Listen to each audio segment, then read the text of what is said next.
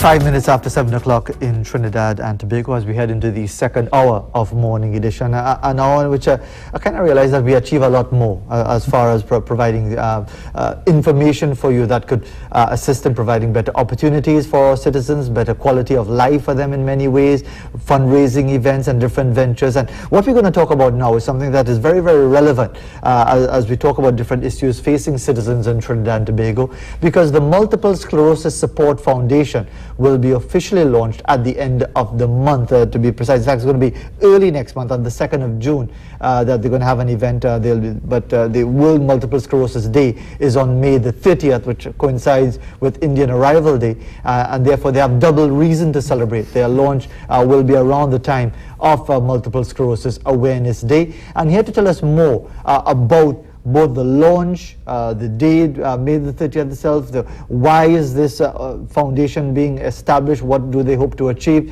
We're joined by three personalities. One who was here last week, Atiba Phillips, and I'm getting a little worried as to whether his regularity on the program means that he's going to gradually edge me out of my seat and take over. But Atiba is here as a member of the new organization. Jillian Rodolfo is also here as a member of the foundation who has to cope with multiple sclerosis. And we also have with us the gentleman who, if you're looking on your screen, you're wondering why is he so way down, Hesman Grant. It's because he's wheelchair bound.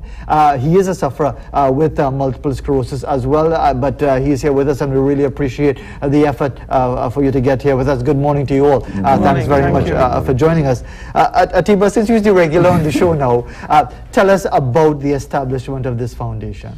Right, so the MS Foundation, the Multiple Sclerosis Support Foundation, has been in operation for some time, but we have now said we need to launch and get the word out in a much greater way. And we're going to do that on the 2nd of June at the Marriott, yeah. And at that, it's from 9:30 to 11:30 a.m., right? It's a Saturday. And at that function, we are going to talk about the launch of the website, which we'll talk about some more. We're going to talk about some research that has been done among the members and so among the multiple sclerosis community in Trinidad and Tobago, how it specifically affects Trinidad and Tobago personalities as opposed to how it manifests internationally, right?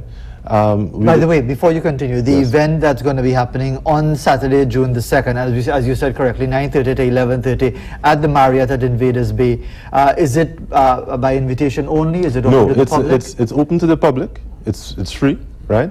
And we invite as many people as possible to come down and really hear and understand how multiple sclerosis is affecting folks in Trinidad and Tobago, what the society is doing in terms of support for persons with multiple sclerosis, giving information, community clinics, and other things that really will help folks who, when they're stricken with this disease, one of the issues is that it's not very well known in the medical community.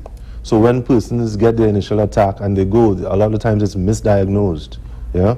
And then it causes a lot of unnecessary trauma because you go down wrong roads and so on. So a lot of these stories from other folks who've had MS and who are now coping with it much better, will help those who don't know where to turn in terms of dealing with this illness. And there's a lot of stories about the benefits that community brings and other support services bring to these things. Mr. Grant, you were telling me before we came on here that you were diagnosed with multiple sclerosis in 2010. Yes. Tell us a bit about your experience since then. It was a life-changing diagnosis I got, because from a person who's normally going at 90 miles per hour to come down to move to 10 miles per hour, it was very life-changing. When I found out what I had, I decided to Google it, found out what it is about. And when I saw the results, I accepted the fact, this is what I have, and this is what I have to deal with. And I just changed my life to suit that, so that things I used to do, I know I wouldn't be able to do it anymore, and I accepted that fact. And guidance with God, I've been able to cope with it. as such. What benefits do you see as being part of the foundation and advocating the different issues and raising awareness about those coping with multiple sclerosis? What would you like to see come out of this venture? What I would like to see is that people who, as Atiba said, are now being diagnosed or are not able to cope with it, we who have been there, who have done it already, have been around for a while, will be able to assist them, and this is what the group is really about. We assist, we help people. When I speak to them, I tell them what they should do, what they shouldn't do, and the best way to get around or dealing with it. And that's the main thing, the main support, having the group. And Ms. Rodolfo, tell us about your own situation in coping with MS. It was life-changing, and what I had to do a lifestyle change. Yes. So I changed my diet. So I now lots of vegetables, fresh fruit, lots of water.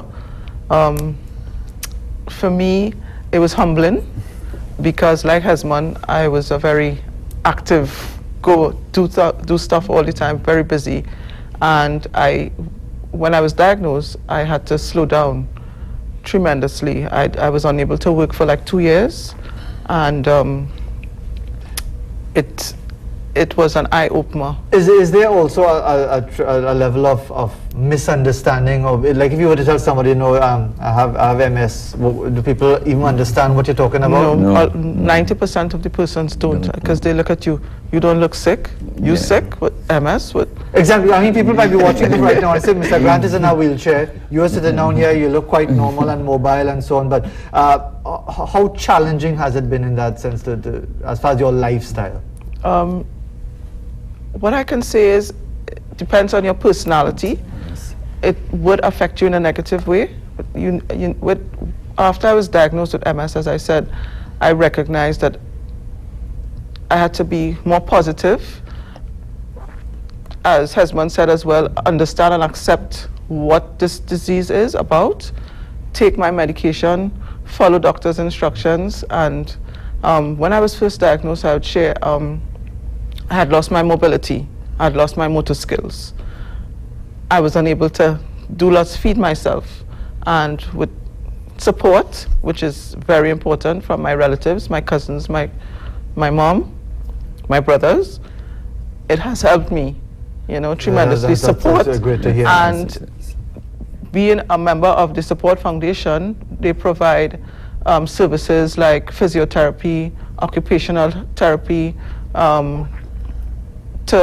for members, that when we are down or you have somebody to call and they could help in that way. They would guide you where to go and what to do, because you need support. Indeed. Unfortunately, time is going by so very quickly, as per usual with interviews like this. But Atiba, we have about a minute left, and as far as with this launch of the organization that's going to be taking place on the 2nd of June, a couple of days after the actual World Multiple Sclerosis Day, what are you urging the people of Trinidad and Tobago to do? What would you like to see happening as far as assisting those coping with MS? Well, I think part of what the event is about is to get the word out about what is MS and how it affects folks, and the fact that there's a huge difference in terms of how different people will be impacted by it. Second will be to support, connect with what we're doing. The theme of the event is bringing us closer, right, to ending MS. And then third, one of the big things we're going to do is launch a website which allows other persons, one, to donate to the cause, and then also for persons who are, for example, healthcare providers, to register. So we have a roster of persons who the members can connect with. Businesses that supply medical services and medical products and so on, again, to register. So we're going to create an ecosystem of support for persons with MS through the site, which is a platform, and really, bring some relief and some awareness and better understanding of this thing called MS syndrome. Well, let's hope people really take advantage of the opportunity. Let's give you the contact information as well. Their website is msftt.org, mssft MSSF Multiple Sclerosis Support Foundation, TrinidadandTobago.org. You can also get information on the event at that website. You can call 741-9585. Is there any other contact information you'd like to give, or have you given It's tt.mssf@gmail.com for an email. for the email address as well. And again, the event is on June the 2nd, and it's open to the public. That's right, at the Marriott. At the Marriott, 9:30 to 11:30, That's right. Saturday, June the 2nd, and you can take advantage of that on the site opportunity. for the event. And indeed, and we really want to thank you all for being here, that we can take the opportunity to highlight the situation, and indeed for those coping with multiple sclerosis can get as much support as they can through the foundation and in any other way that is possible. 7:16 in Trinidad and Tobago. We'll be back right after this.